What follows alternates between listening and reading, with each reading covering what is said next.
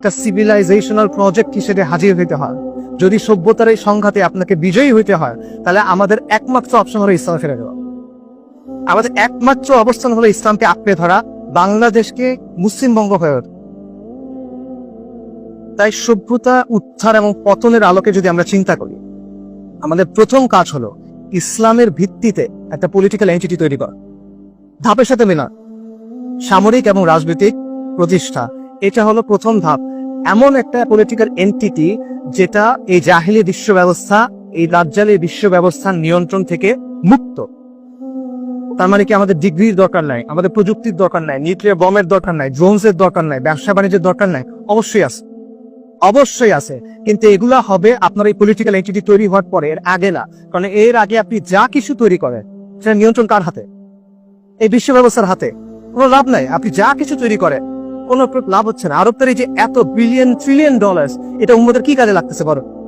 এটা লাগতেছে না, কারণ সে বিশ্ব ব্যবস্থার নিয়ন্ত্রণ থেকে বের হতে পারে না। আর এই যে পরিবর্তনের প্রক্রিয়া, এটা শুরু হবে কিভাবে? আবারও যান, ওই ধাপে যান। প্রথম ধাপটা কি? The age of pioneers. অগ্রপথিক লাগবে, আদর্শ লাগবে, একটা মিশন লাগবে। আপনার আদর্শ কি? আপনার আসাবিয়া কি হবে? আপনার আদর্শ হবে ইসলাম, দ্বীন ইসলাম, তাওহীদ, আল ওয়ালা ওয়াল বারা। এটার ভিত্তিতে আপনাকে কাজ করতে হবে। আপনার মিশন কি হবে? আপনার মিশন হলো আল্লাহর জমিনে আল্লাহ দিন কায়েম করা। আর এই অগ্রপথিকরা কারা?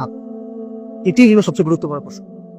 কারণ এই অগ্রপথিকদের এমন মানুষ হইতে হবে যারা সংখ্যায় অল্প। এটা হইতে হবে না, এটা বাস্তবতা। ইতিহাস থেকে আপনি দেখবেন পরিবর্তনের জন্য সব মানুষ একসাথে আসেন। কেন আসে না? কাজটা কঠিন, এই জন্য আসে না। অল্প কিছু মানুষ কাজটা শুরু করে অনেক দূর আগায় নিয়ে যায়, তারপর বাকিরা সেখানে যুক্ত হয়।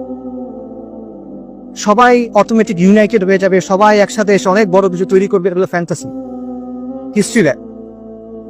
আপনার আগে অগ্রপথিকদের লাগবে, যেই অগ্রপথিকরা কষ্ট সহ্য করবে, যারা প্রতিকূলতার মুখোমুখি হবে, যাদের ইস্পাত কঠিন দৃঢ়তা থাকবে, যাকে বুকের মধ্যে আগুন থাকবে, চোখের মধ্যে স্বপ্ন থাকবে, এবং যারা যুগব্যাপী একটা কাজের দায়িত্ব গ্রহণ করতে পারবে, যাদের মধ্যে জজবা থাকবে, ডিসিপ্লিনও থাকবে, যাদের মধ্যে দৃঢ়তা থাকবে, স্থিরতা থাকবে, হেলম থাকতে হবে।